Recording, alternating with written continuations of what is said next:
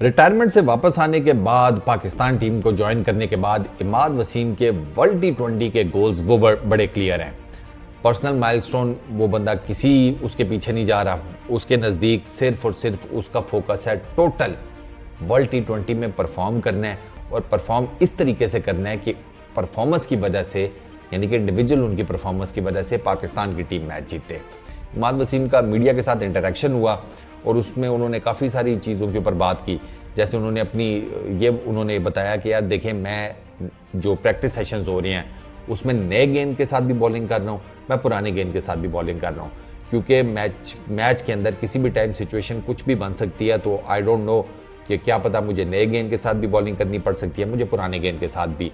अच्छा, उनका एम्फेसाइज ये था कि देयर इज अ पॉसिबिलिटी कि वो शायद रेगुलरली मिडिल ओवर्स के अंदर बॉल करें, क्योंकि एज पर इमाद वसीम पाकिस्तान के पास ऑलरेडी नए गेंद के साथ बॉल करने वाले अच्छे खासे किस्म के एक्सपीरियंस बॉलर हैं। उसमें आमिर हैं, शाहीन हैं, नसीम हैं, हारिस हैं।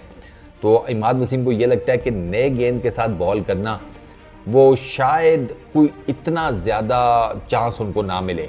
हाँ, मिडल ओवर्स में उनको मिलेगा, इसी वजह से वो पुराने गेंद के साथ भी बॉलिंग की जो प्रैक्टिसेस हैं उन्होंने जारी रखा हुआ है, which is the really good thing. Imad Wasim का अगर आप ओवरऑल टी20 कैरियर देखें तो उसमें आपको वाकई नज़र आता है कि वो नए गेंद के साथ भी बड़ी ज़बरदस्त बॉलिंग कर लेते हैं, वो पुराने गेंद के साथ भी बड़ी अच्छी बॉलिंग कर लेते हैं। कोई बहुत ज़्यादा बिग स्पिनर तो वो हैं कोई नहीं गेंद के, बहुत ज़्यादा जिसे कहते हैं कि उनका बॉल कोई स्पिन करता हो, बाउंस करता हो, ऐसा कोई चक्कर नहीं है। वो हमेशा अपनी लाइन और लेंथ के चक्कर में ना बैटर्स को भंसाते हैं। तो एक तो ये चीज़ है। दूसरा आता है उनकी बैटिंग से रिलेटेड।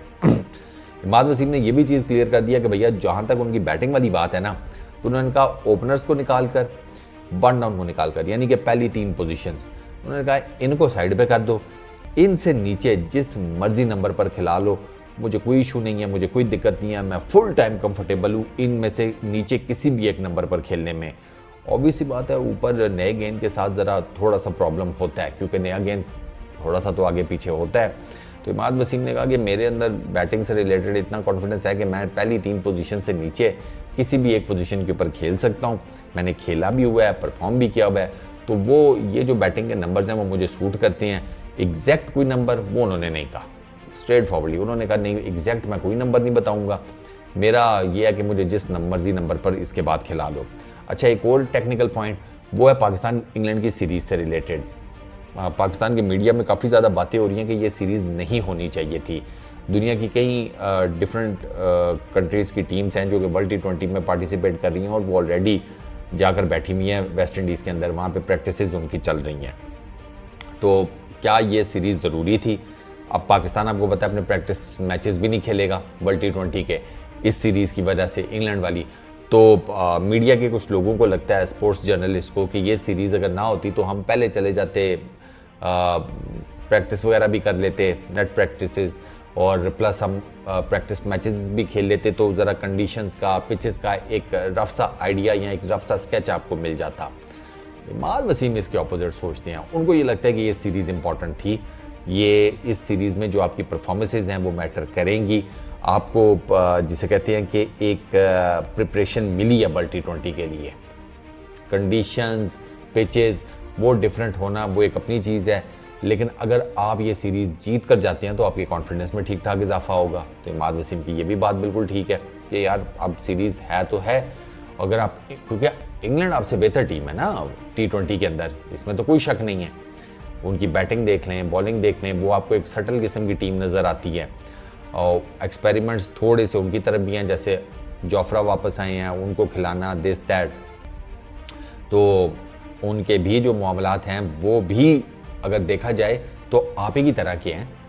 सेम यही जो नैरेटिव है कि यार ये सीरीज़ ना होती तो हम प्रैक्टिस कर रहे होते, जाकर पहले बैठ जाते, ये तो इंग्लैंड वालों का भी नैरेटिव बन सकता है ना, लेकिन वो इस किस्म की कोई बात नहीं कर रहे।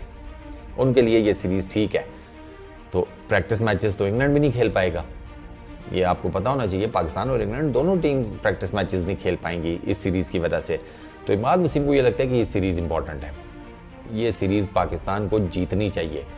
और प्लस उन्होंने ये कहा कि जो कॉन्टीन्यूटी आ रही है ना, न्यूजीलैंड के अगेंस्ट खेला, फिर आयरलैंड के, फिर अब इंग्लैंड के, तो न्यूजीलैंड की सीरीज़ इमाद वसीम को ये लगता है कि हमने ड्रॉ की जो कि हमें जीतनी चाहिए थी। ये इमाद वसीम को है कि हमें वो सीरीज़ पाकिस्तान को जीतनी चाहिए थी। फिर उसके बाद आयरलैंड के अगेंस्ट अच्छा खेले, फिर उसके बाद अब इंग्लैंड है, और ये सबसे मेजर है क्योंकि न्यूजीलैंड वाली पाकिस्तान में हुई, आयरलैंड वाली अपने आयरलैंड में जाकर जीती, इंग्लैंड वाली अब इंग्लैंड के अंदर हो रही है। तो पाकिस्तान के लिए ये सीरीज़ जीतना, उनका जो ओवरऑल कॉन्फिडेंस है ना टीम का, उसकी मोरल बूस्टिंग या उसका जो बूस्ट है उसके लिए बहुत ज़्यादा ज़रूरी है।